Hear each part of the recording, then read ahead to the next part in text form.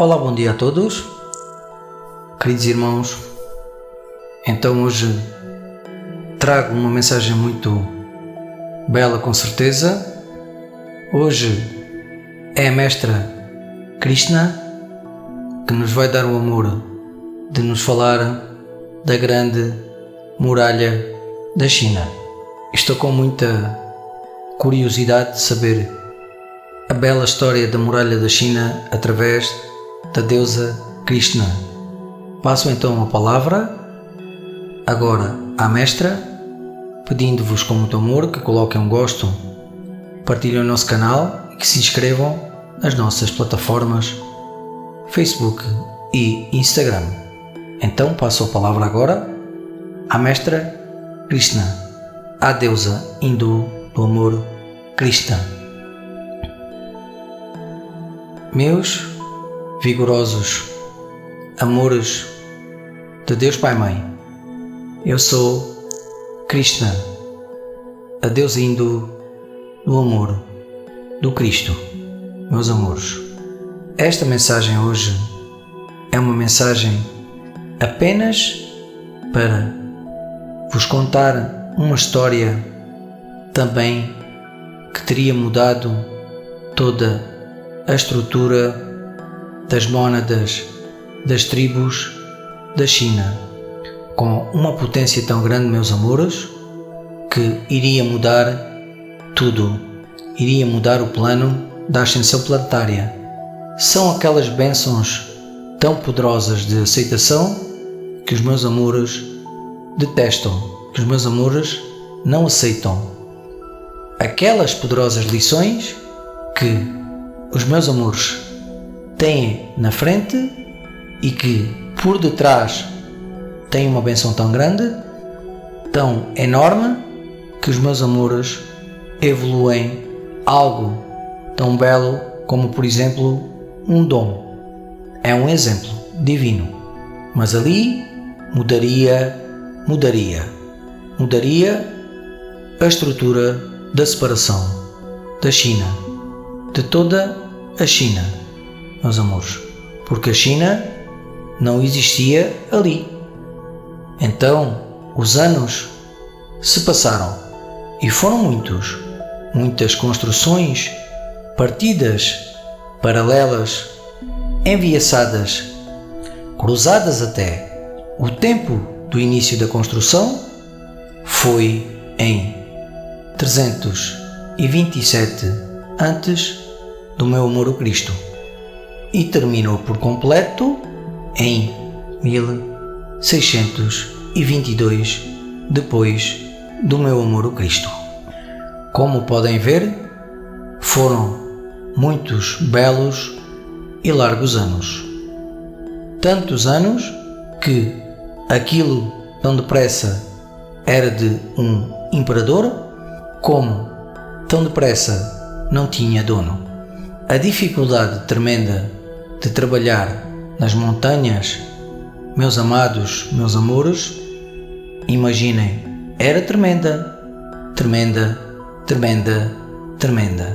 Mas a intenção do suposto coordenador, mandante, ordenador, chefe, que se podia dizer que era um senhor feudal, era um grande chefe que comandava um grande território, mas a essência do fiel senhor feudal ali não era assim. Digamos que era um chefe muito grande de uma tribo apenas, mas uma tribo que não era tribo, era um conceito organizativo já muito poderoso para passarem a ser, digamos, uma era feudal. Existiam já territórios onde havia este poder, este sinónimo de senhor feudal. Já existiam sim. E com o tempo, digamos que foi crescendo esta energia, este conceito, porque ele era belo, muito organizativo. Ou seja, o senhor feudal protegia e os trabalhadores, ou seja, a população, dava aquilo que tinha ao senhor. era uma repartição justa, onde a proteção era garantida e os trabalhadores, ou seja, o povo, também vivia em beleza. Então não havia conflitos, havia proteção, mas havia tal história de confrontos com os mongóis, com tribos mais pequenas, menos desenvolvidas, que procuravam amor, ou seja, eram mônadas que vagueavam por terrenos à procura do bem-estar, de uma posição onde pudessem ficar. Mas quando estas mônadas, tribos, mongóis, tribais, poderosas, porque elas chegaram a um nível muito grande, pois detestavam que lhes retirassem os terrenos que eles tinham em vista, se começaram a revoltar, a queimar aldeias inteiras, sem preconceitos sobre nada. E daí a história dos mongoloides, dos mongóis, que significa bárbaros, não tinham sangue de Deus, não tinham vida. Para aqueles que tinham medo deles, eles eram apenas demónios, sem vida, sem alma, sem nada, porque eles não tinham pena de nada, arrasavam com tudo, pintavam a cara com energia de caveira e metiam medo e destruíam tudo, e tornaram-se muito grandes, muito preconceituosas e muito poderosas. E daí aqueles que se estavam a tornar senhores feudais, ou seja, já eram grandes líderes, se perderam completamente na confiança, onde o seu povo ou aqueles que eles protegiam morriam às centenas e centenas e centenas, e o povo se começou a revoltar. E quando os povos, todos que eram protegidos e eram atacados e as suas famílias morriam, se começaram a revoltar contra os senhores feudais, o que é que eles fizeram, meus amores? Se juntaram aos bárbaros, se juntaram às tribos mônadas, aos mongóis. E aí aquilo ainda cresceu mais e mais. Mas os senhores feudais, ou seja, aqueles que eram grandes chefes, ainda não tinham uma organização soberba, ou seja, uma organização democrática poderosa, ficaram cheios de medo. Mas havia esse irmão, ou seja, esse chefe poderoso que teve uma ideia e que foi construir uma muralha gigante para tapar uma colina e tapar um lago e proteger as colinas de trás da sua energia de aldeia. A aldeia era grande, mas, meus amores, o tempo não foi assim tão rápido. Foi um tempo que durou 100 anos neste conceito. Este chefe foi o primeiro a começar a fazer aquela muralha e ela foi muito bem elaborada, tal e qual os meus amores a veem. E ela começou, mas o tempo da demora era ridículo em amor, porque esse chefe não tinha noção nenhuma de construção. E quando o tardio daquilo estar pronto foi um ataque de novo, ele quis saber como fazer aquilo mais rápido. E o mais rápido é que andou em amores à procura, obviamente com mandantes, ou seja, mandava serventes procurar em outras aldeias trabalhadores, ou seja, construtores, operadores, já com uma experiência de construção evoluída. Ele conseguiu arranjar 50 construtores poderosos e aí sim aquilo avançou, mas não avançou como o chefe tinha planeado, porque eles não ligavam aos planos do chefe, ou seja, do futuro feudal, porque ele não percebia nada de construção, e muito menos de construção de muralhas, de proteção contra inimigos, e muito menos em colinas e montanhas. Então, quando ele viu aquilo, disse: eu não queria nada disso. Mas o que é que vocês estão a fazer? Eu estou a pagar-lhes para vocês trabalharem e fazerem aquilo que disse, e vocês não sabem e continuam a fazer na mesma? E aí vem a grande história do aprendizado que falei ao início. Este disse ao chefe, ao futuro senhor feudal. Ele era potente, era um daqueles manda-chuvas chefes muito poderosos, e quem se portasse mal ali até lhe cortava as mãos e os dedos se ele não trabalhasse, por exemplo, e até lhe tirava a vida. Era mesmo muito poderoso e rancoroso, até mais no amor divino dele. Mas este rancor teria mudado se ele tivesse aceitado que os planos do chefe, o futuro feudal, estavam corretos quando este chefe feudal, futuro feudal, falasse com ele, que foi nesta conversa. E quando o chefe disse: então, não me respondem? Ele saiu lá de trás, muito zangado, e disse: então, você não percebe nada disto e agora vem para aqui mandar? Mas quem é você? E o chefe, também muito zangado, disse: eu sou aquele que te paga. Então, quem és tu para me falar assim? E este trabalhador, operador, chefe da muralha, disse: então é você que é o meu patrão? Então, peço desculpa, mas isto está tudo mal. Então porquê é que está tudo mal? Disse o chefe. Porque isto não pode ser feito assim. E aqui é que foi o não aprendizado deste operador-chefe da muralha, da construção da muralha. Porque se ele tivesse ouvido o futuro feudal tinha construído uma muralha, mas era uma muralha de proteção, não uma muralha de guerras. Era uma muralha apenas de proteção.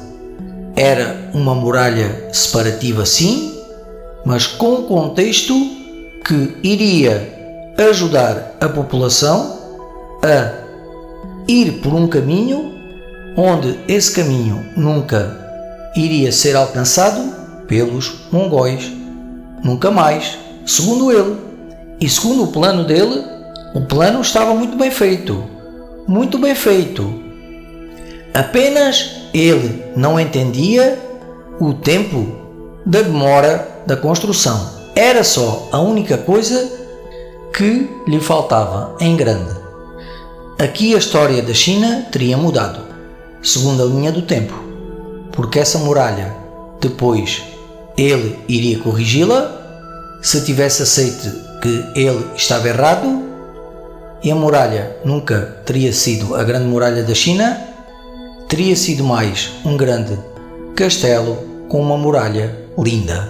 Era isso que no fundo iria ser. E iria prevalecer porque este senhor feudal, futuro feudal, porque depois foi um senhor feudal da guerra também, tinha criado e iria conseguir afastar o povo da guerra e conseguiria fazer uma missão muito bela junto com este construtor, pois este construtor está encarnado e o chefe, senhor feudal, também. Mas eles têm um aprendizado ainda muito forte, porque não se aceitaram ali. Porque se o senhor feudal tivesse batido o pé, a coisa não teria sido tão má, mesmo assim. Porque devido a este evento, a grande muralha da China se tornou a grande muralha da China, naquele preciso momento onde o construtor disse que aquilo não era assim e que não iria fazer aquilo da forma que o senhor feudal queria. E o senhor feudal rendeu-se porque ele lhe explicou que os mongóis iriam entrar ali, aqui, acolá, e como ele, no fundo, não entendia bem o conceito da velocidade da construção, confiou.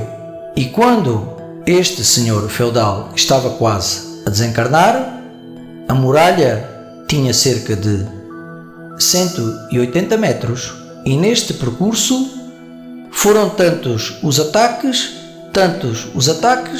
que este que queria construir a muralha como ele quis, sem ligar aos planos do senhor feudal, desencarnou em morte devido a um ataque mongol 2 anos depois.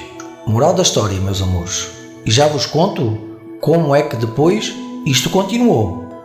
A moral da história é que eles não se amaram ser o todo. Simples, simples, simples.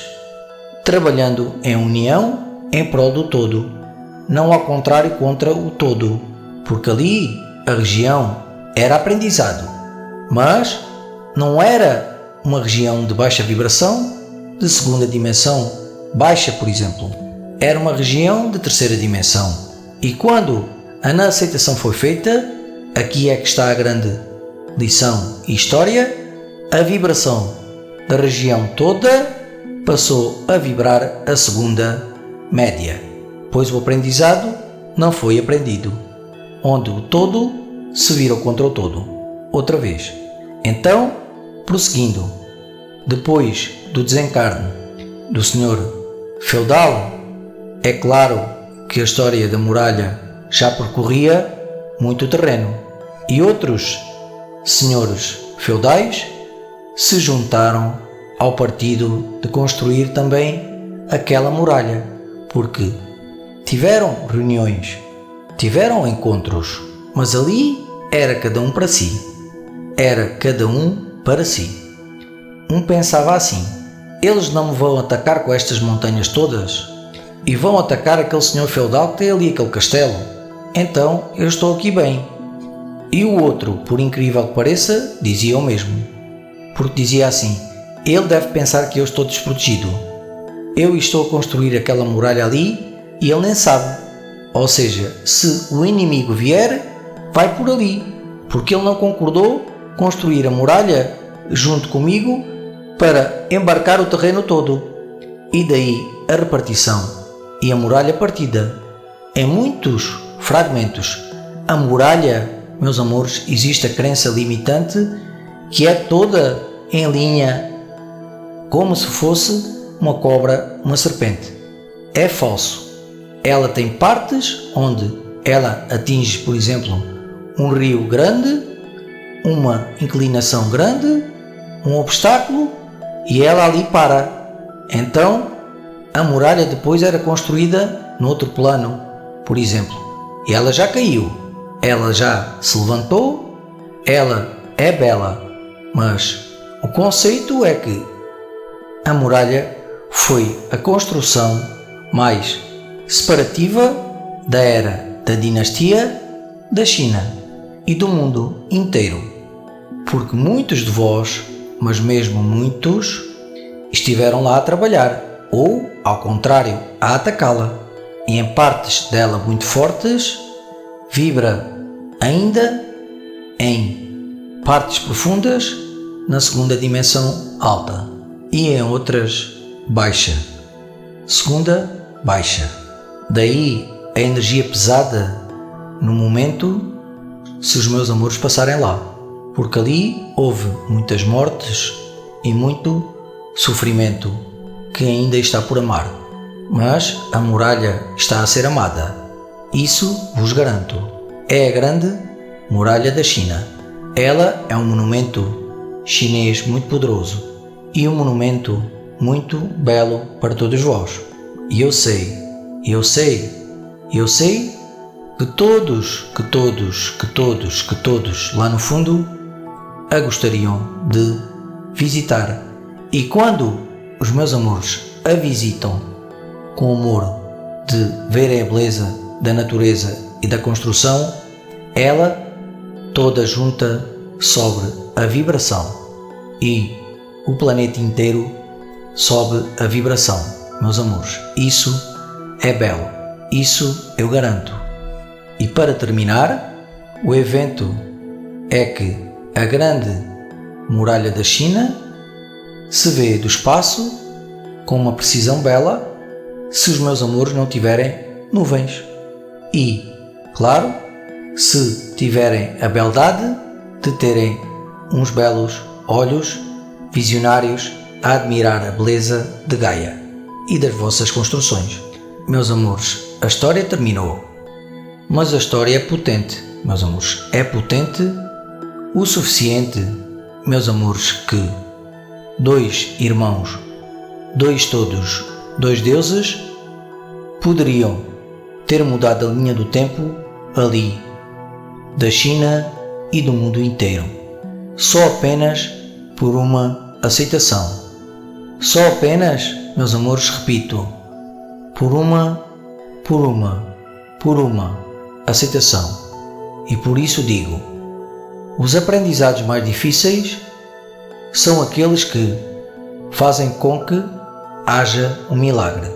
E o milagre, meus amores, é que quando há uma aceitação sobre um aprendizado poderoso, tudo muda em vós, tudo muda em vosso redor, tudo muda na vossa vida e tudo muda na energia da grade cristalina do planeta inteiro, porque o planeta vibra e passa a vibrar uma energia de aprendizado belo de um irmão encarnado, e ela, Gaia, vibra melhor ainda, vibra mais alto ainda, porque todos somos um, e quando um aprende, todos aprendemos. Então, meus amores, aprendam a aceitar a poderosa lição, a poderosa missão que os meus amores têm na frente. Aceitem-na, porque vós são o Criador, e aceitando, os meus amores mudam tudo em vós. Quando os meus amores veem o contrário da beleza daquilo que no fundo não é, é porque a missão no fundo talvez seja a missão que os meus amores procuram. Pensem bem sempre. Pensem naquela energia, naquela situação, naquele aprendizado, e verão que a bênção está ali, por detrás daquele conflito todo. Isso eu vos garanto, e todos garantimos, e os vossos eus superiores vos garantem. Eu vos amo e parto agora com a alegria divina de saber que os meus amores já sabem o que no fundo iria acontecer se tudo ali tivesse mudado. Mas a mudança é agora, e a mudança é Krishna, amando-vos muito. Gratidão.